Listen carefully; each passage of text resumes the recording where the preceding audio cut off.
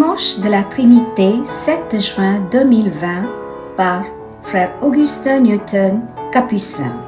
Chers frères et sœurs, cette semaine, nous nous souvenons de la Sainte Trinité et nous sommes heureux d'avoir le frère Augustin Newton, Capucin, qui donne le message de ce jour. Il est spécialisé dans l'animation des jeunes. C'est une personne douce et un bon prédicateur de retraite. Il est actuellement recteur au petit séminaire à Vallam, district de Chengalpattu, Chennai.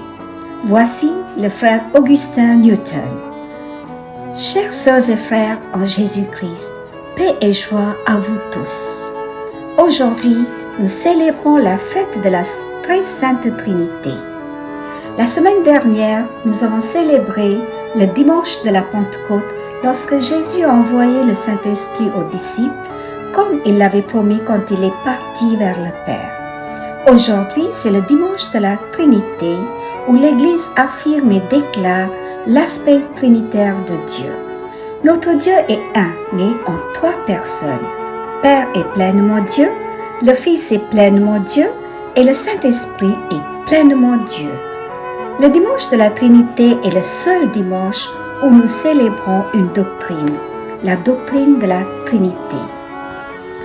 La Trinité est une réalité. Dieu a été toujours un Dieu trinitaire. Dans le livre de la Genèse, le 26e verset du premier chapitre dit ainsi : « Faisons l'homme à notre image. » Dieu ne dit pas « je fais », mais une forme plurielle est utilisée ici. Il dit « faisons ».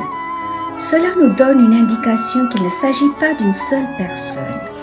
Dans la première lecture d'aujourd'hui, tirée du livre de l'Exode, le chapitre 34 parle de l'expérience divine de Moïse. Moïse a entendu le Seigneur parler du Seigneur. Le Seigneur a proclamé « Le Seigneur, le Seigneur ». L'un parle des deux autres, ce qui signifie qu'il n'y a plus d'une personne. Jésus, lors de son baptême, entend la voix du Père et le Saint-Esprit descend sur lui. Paul salue toujours les fidèles au nom du Dieu trinitaire. Jésus, quand il envoie ses disciples en mission en Matthieu 28, 18, dit « Allez donc, baptisez-les au nom du Père et du Fils et du Saint-Esprit. » La Trinité est une réalité, mais une réalité très difficile et mystérieuse à comprendre. Nous connaissons l'histoire de Saint Augustin, comment il a lutté avec lui-même pour comprendre le concept de la Trinité. Il a fini par reconnaître humblement qu'il n'est pas possible de comprendre entièrement la Trinité. Cependant, nous pouvons essayer de comprendre la Trinité à travers un exemple pour se faire une idée, l'eau. La formule chimique de l'eau est H2O. H2O peut être à l'état liquide, à l'état glacé ou sous forme de vapeur. Bien que l'eau puisse prendre trois formes, sa nature et le composite sont les mêmes. La nature de Dieu est une, bien que nous puissions la trouver sous trois formes. La Trinité est une réalité, même si nous ne la comprenons pas entièrement. Nous ne la comprenons pas entièrement car cela dépasse notre capacité de réflexion. Nous pouvons la comprendre avec une illustration. Imaginez une ligne unidimensionnelle. On peut l'apercevoir. Une figure à deux dimensions, disons un carré, peut aussi être perçue. Un objet à trois dimensions, disons un cube, pourrait aussi être bien perçu. Mais pensez à une structure à quatre dimensions. Nous trouvons difficile même de l'imaginer. Tout comme nos sens sont limités, notre faculté de penser aussi est limitée. Peut-être le concept de la Trinité est au quatrième niveau dimensionnel. Nous ne le comprenons pas, mais nous devons le croire, tout comme nous croyons en la présence du soleil, qu'il y ait des rayons de soleil ou non. La Trinité est une réalité et nous devons y croire. La Trinité est un mystère. Un mystère ne peut pas être compris, bien que nous puissions le vivre. La Trinité est un mystère que Dieu lui-même nous révèle. Notre Dieu est un Dieu d'amour infini, de compassion, de compréhension et de miséricorde. La Trinité nous montre l'amour de Dieu pour nous, qui s'élève au-dessus de nos péchés et de nos échecs. Dans la première lecture, lorsque Moïse est venu pour obtenir les 10 commandements de Dieu, il y avait un problème. Le peuple a mis Dieu de côté et a commencé à adorer un veau d'or. Mais Moïse a plaidé pour ces personnes. Dieu a éprouvé de la compassion pour elles et leur a donné les 10 commandements.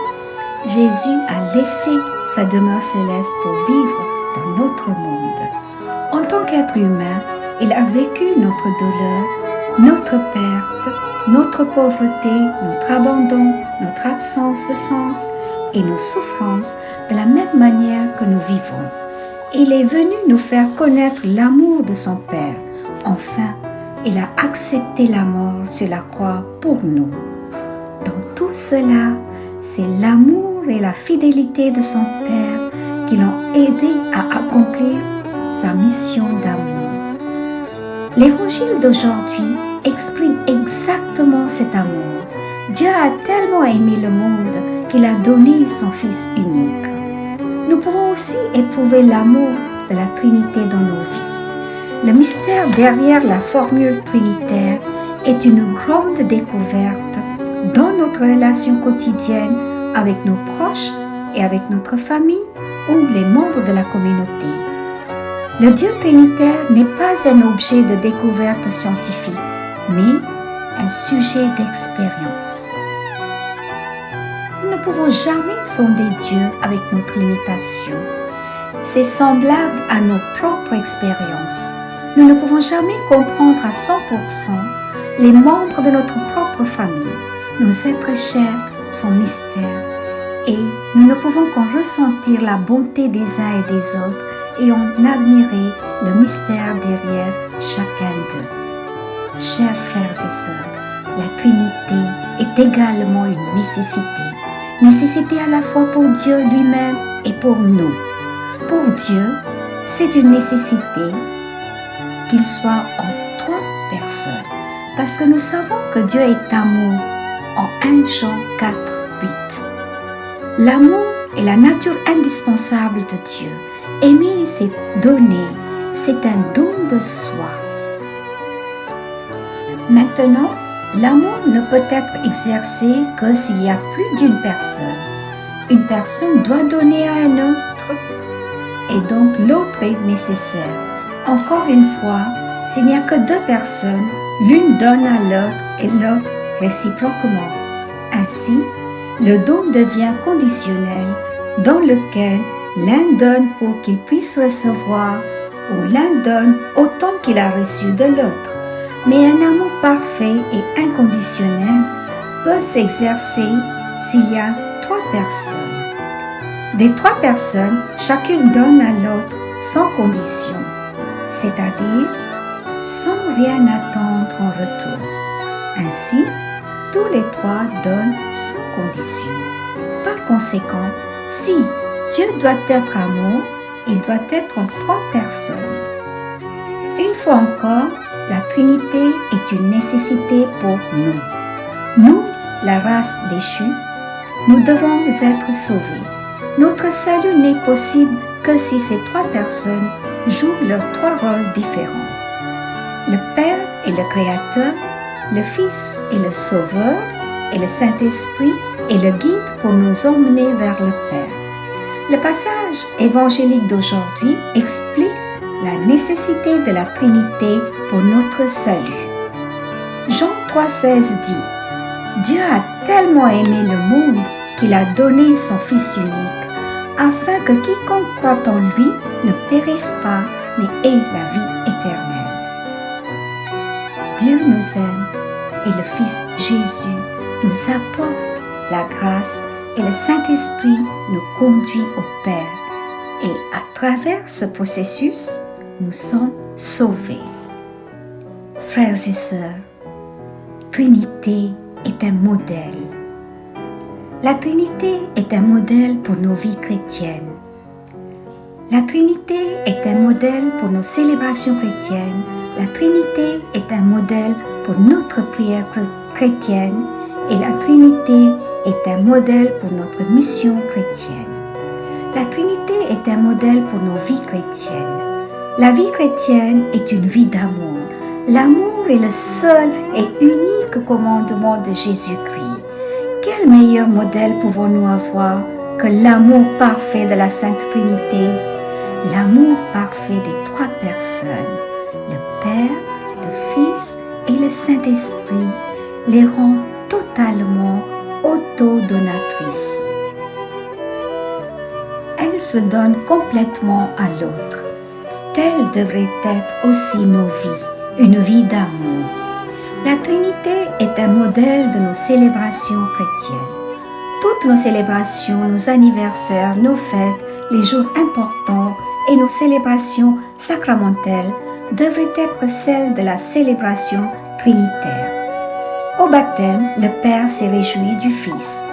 Jésus s'est réjoui du Père pendant qu'il priait. Ils se réjouissent de l'exaltation et de la gloire des autres. Il devrait en être de même avec nous. Nous devons nous réjouir de la grandeur et de la renommée des autres. La Trinité est un modèle pour nos prières. Toutes nos prières doivent être adressées au Père par notre Seigneur Jésus-Christ et avec l'aide du Saint-Esprit. Le Saint-Esprit nous inspire et nous conduit à prier le Père par l'intermédiaire du Fils. La Trinité est un modèle pour notre mission chrétienne.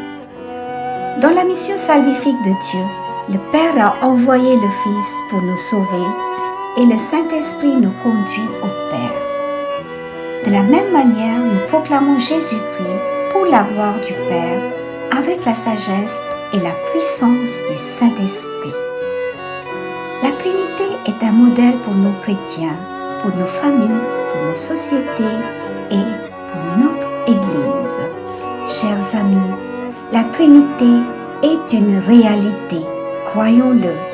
La Trinité est une nécessité, admettons-le. La Trinité est un modèle, suivons-le. Que la grâce de notre Seigneur Jésus-Christ, l'amour de Dieu et la communion du Saint-Esprit soient toujours avec vous. Amen. Question pour approfondir.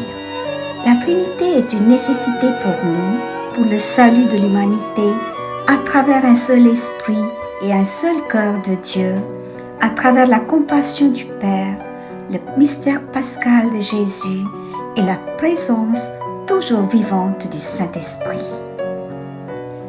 Quel type de sacrifice pouvons-nous faire dans nos familles et dans nos communautés ensemble pour le bien-être de notre société aujourd'hui? La Trinité est un modèle pour nos vies et nos célébrations chrétiennes.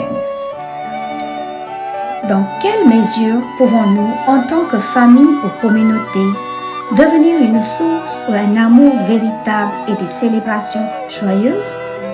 Une source de joie et d'amour sincère?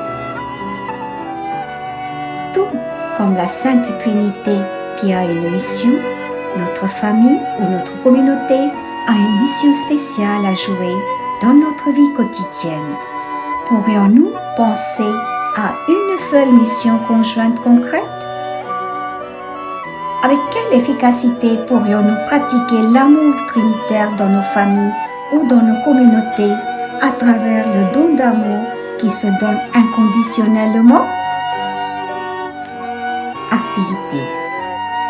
Expliquer à une personne la doctrine de la Trinité et comment cela peut être un modèle d'amour parfait.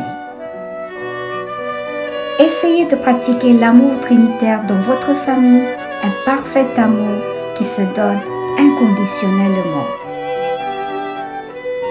Chers amis, nous avons des demandes de prière spéciales. Le 8 juin, Mademoiselle Célista Ignace fête ses 19 ans. Prions d'une manière spéciale pour son avenir et pour ses intentions particulières. Souvenons-nous de manière particulière de tous les étudiants qui vont passer leurs examens. Prions également pour les victimes du coronavirus COVID-19 dans le monde entier. Prions également pour les fidèles défunts, en particulier M. Gaël, et prions pour que les membres de sa famille obtiennent la consolation de Dieu. Prions ensemble. Fermons doucement les yeux et remercions Dieu pour cette merveilleuse journée où nous nous souvenons de la Sainte Trinité. La Trinité est une réalité, c'est un mystère, c'est une nécessité, c'est un excellent modèle pour notre vie quotidienne. C'est une grâce pour nous. Prions pour que nous suivions la présence trinitaire dans notre vie personnelle.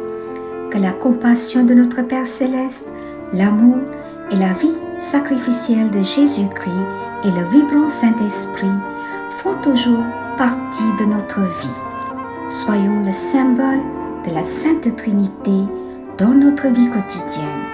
Remercions Dieu dans un profond silence, les yeux fermés, le même Dieu trinitaire, le Père, le Fils et le Saint-Esprit, de nous guider et de nous protéger tout au long de notre vie. Prions pour que nous vivions dans notre famille, dans notre communauté, en comprenant, en coopérant et en collaborant les uns avec les autres, créant ainsi une nouvelle société. Dieu vous donne aujourd'hui une nouvelle force, des énergies nouvelles et vibrances. Vous êtes nés pour l'excellence parce que vous faites partie intégrante de la Sainte Trinité, de la vie de Jésus et la compassion du Père Céleste. Vous êtes la lumière et l'énergie du Saint-Esprit sur terre. Que cette Sainte Trinité vous bénisse au nom du Père et du Fils et du Saint-Esprit. Amen. Soyez bénis.